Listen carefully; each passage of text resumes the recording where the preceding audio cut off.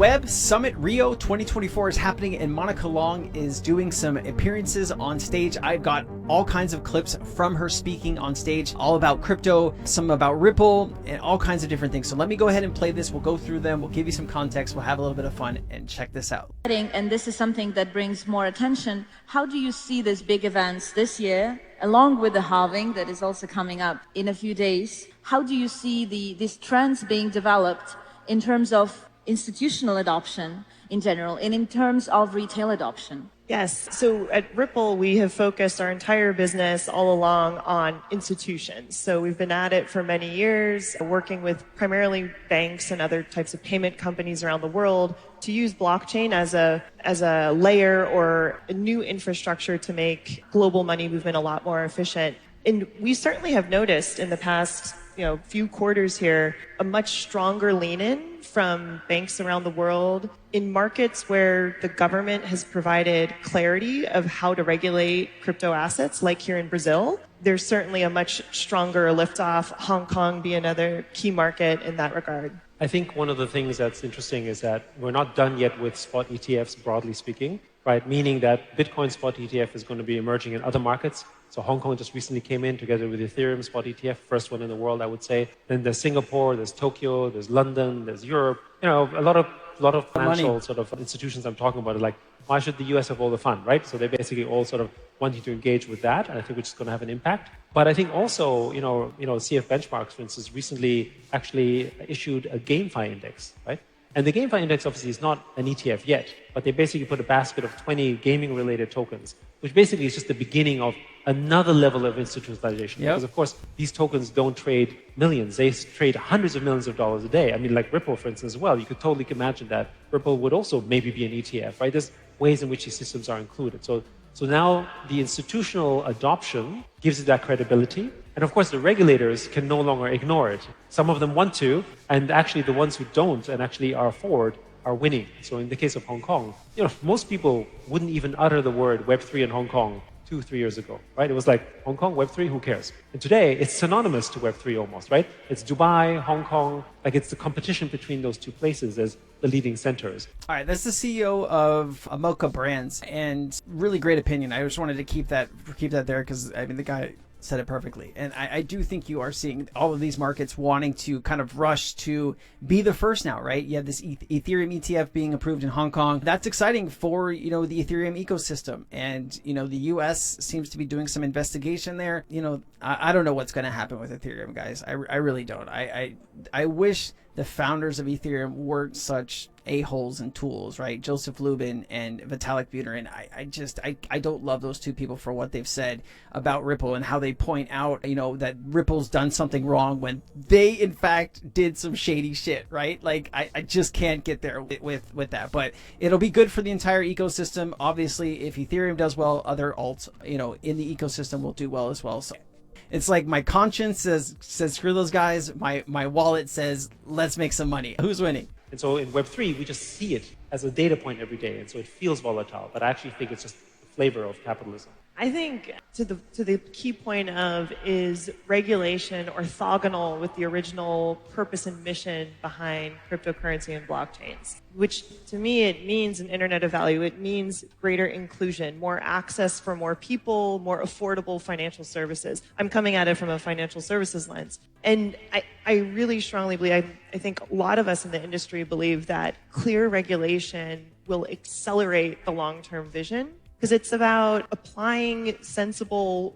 rules and frameworks to make sure that transacting, storing value on chain is safe, secure, resilient. These are important things to make the chain underlying a application or service, make it actually useful and usable to a broad population of people. And you started off talking about it. You're excited about the inclusion implications of this work that we're doing, and I think that is why a lot of people have gravitated toward the Web3 space. And I think that vision can only come to light with sensible regulation. Yep. Your favorite use case in My Web3? favorite use case. I've always really bought into the idea that payments can be the killer use case for blockchain. It's super simple. If you think of the inherent attributes of a blockchain, it's a global network out of the box. It's a place where you can represent value and then really seamlessly move it around the world.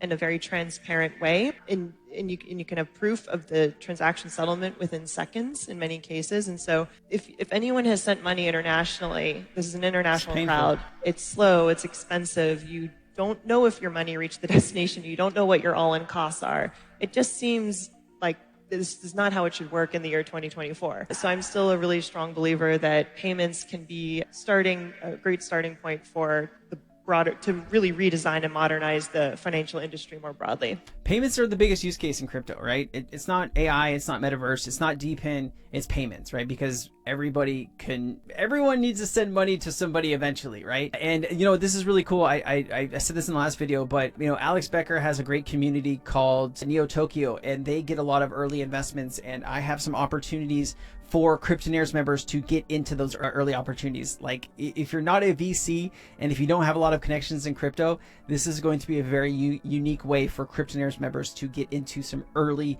amazing crypto projects. Like, these guys get so much stuff brought to them, and they only pick the cream, the top of the cream? No. Cream of the corn? I don't know what the saying is. You get what I'm trying to say, right? I'm thankful that we have this opportunity, and I'm really excited to make some money. Really excited. Get it anyway. Yet you're representing both sides of the creator and of the investor. So how do these two visions coincide, and how do they differ? And how we as an industry can guarantee that the investments go into those original values of the Web3 creative economy that we've been discussing right here? So first, anything related to investing has risk, which means that there's a little bit of, you have to understand how you're investing, which projects you do it. So even when you think about NFT projects, some do really well because you know that the creators are serious, and some unfortunately don't do well. And that is no different than people selling products in the early days or startups launching companies. And so it's a cycle of things where over time you build reputation. But the thing about Web3 is, in on-chain reputation, really that's all you have, right? If you basically start to burn your reputation, you're done to the world. True. Right? And that's why I think that in time, basically, I think reputation systems like ID systems are really important, because you're not going to support something of someone that you don't know. But I would say there's another point about Web3, which I'm so excited about, which is I think of every person as a creator. Like, sometimes we try to distinguish creators and users, but I don't think that's the case. Because every person who's using Instagram is a creator,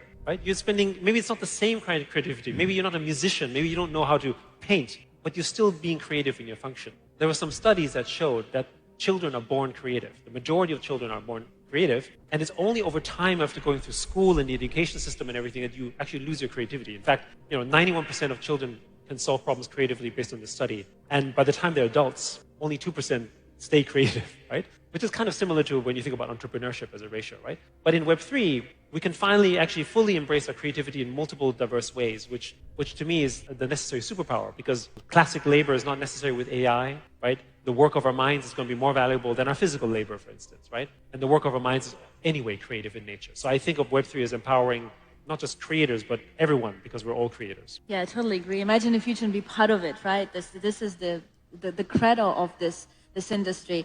We've discussed inclusion a lot. Diversity is also a big part of this industry that is managed by this decentralized nature, right? Monica, you've been very active on this diversity front, and I'm really happy also that we are here on this stage, so different from different countries. How do you see Web3 enabling this diversity in the financial institutions as well? Yes. I mean, I mentioned, I've been a part of the industry for more than a decade, and I can say over time, I definitely see more women and people of color getting involved in more places around the world as well. So I do see the mix of people who are building and creating in Web3, that complexion changing over time. And I think that, similarly in the world of finance, it's seeing more of a broadening of, the people who are getting involved. So I think there's lots of opportunities. I think also use cases expanding to things like creation and gaming and arts has also brought in new groups of people. I mean, I want to add one comment also, that